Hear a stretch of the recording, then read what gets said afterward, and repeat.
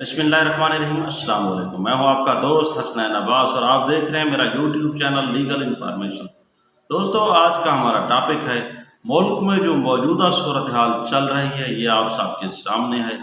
बिजली के बिलों में होशरबा इजाफा हो चुका है।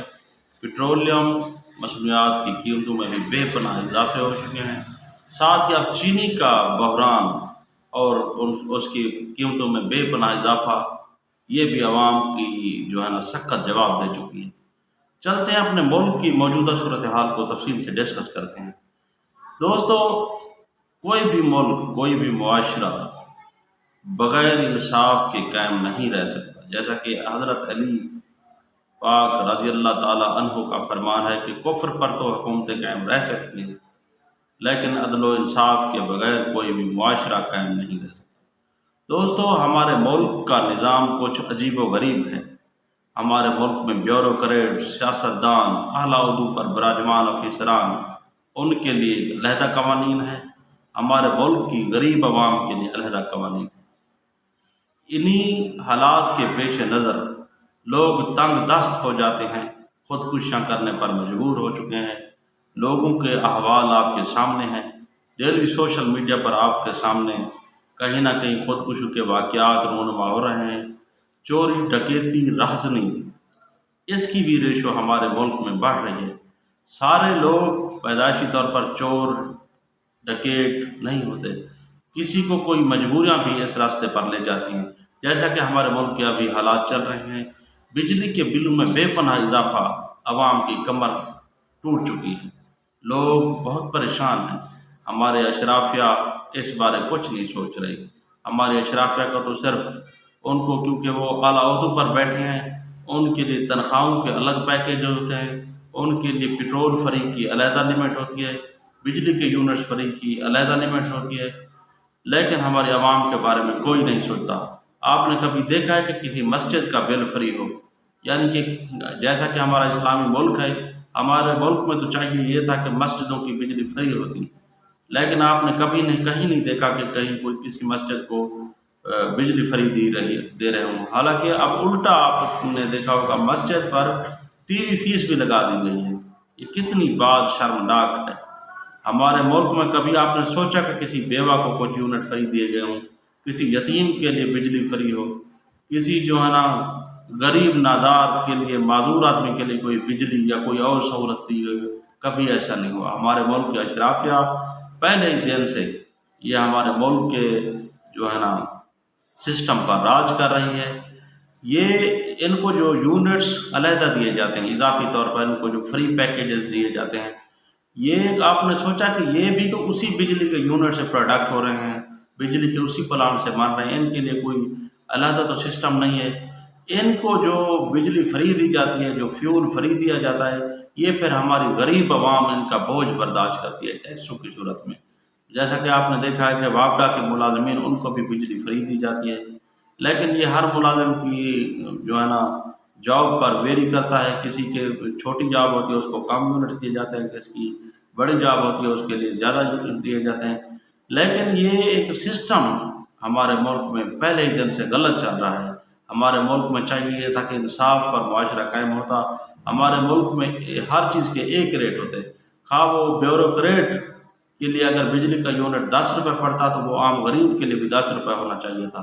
लेकिन हमारे मुल्क के अशराफिया को ये चीज़ें फ्री दी गई हैं। सिर्फ इसके लिए गरीब, नादार, तंगदस्त लोग इसका सारा बोझ बर्दाश्त करते हैं। और साथ ही छोटे जो मुलाजमीन होते हैं, सैलरीड पर्सन होते हैं, अगर उनकी तनख्वाहें बढ़ी हैं 5,000, 10,000, तो आप देखें पिछले 2 साल में अगर पेट्रोल की कीमत 130 रुपये थी, उनकी तनख्वाह 50,000 थी। आज अगर उनकी तनख्वाह 60,000 हो गई है, लेकिन पेट्रोल की कीमत भी 300 से आगे चली गई है। बिजली के रेट अगर पहले 10 रुपये पर यूनिट थे, आज 52 यानी कि 52 रुपये पर यूनिट ये चार्ज हो रहे हैं। तो वो मुलाजिम भी मर दब गए हैं, उनका भी किसी ने नहीं सोचा। आपने देखा होगा कि अगर एक ऑफिसर जो अंदर एसी रूम में बैठा है, उसको बिजली भी फ्री है, उसकी 5-5, 10-10 लाख तनख्वाहें हैं, लेकिन उसके बाहर जो उसका गनमैन बैठा है, जो उसका प्यून बैठा है, जो उसका नायब कासिद है, उसकी 30,000 तनख्वाह है। और 30,000 में वो डेली ऑफिस आता भी है, जाता भी है।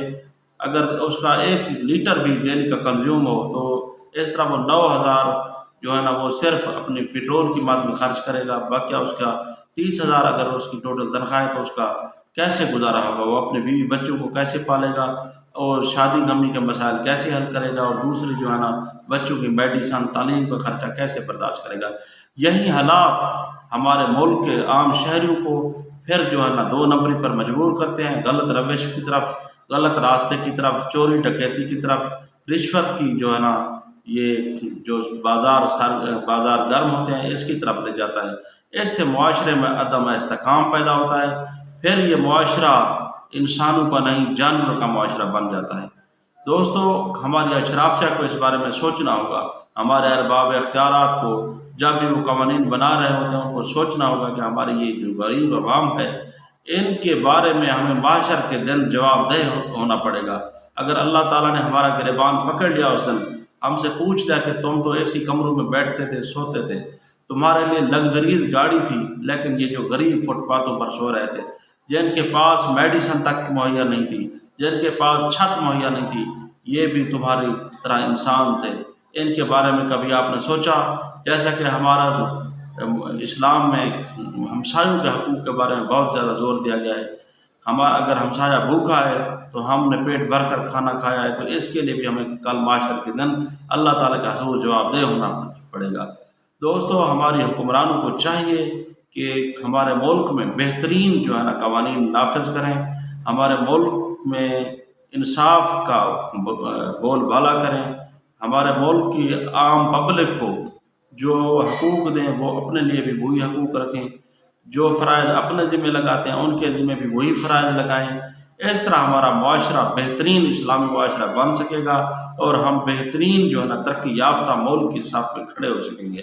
ہمارے اندر سے جو اخلاقیات کا جو جنازہ نکل چکا ہے، ہمارے معاشرے میں جو بہرا روی کا ماحول پیدا ہو چکا ہے، رازنی، چوری، ڈکیتی عام ہو چکی ہیں، رشوت کا بازار گرم ہے، اس سے ہمیں جو ہے نا بچ سکیں گے اور کل کلام بروز محشر اللہ تعالیٰ کے حضور بہترین امت مسلمہ ثابت ہوں گے۔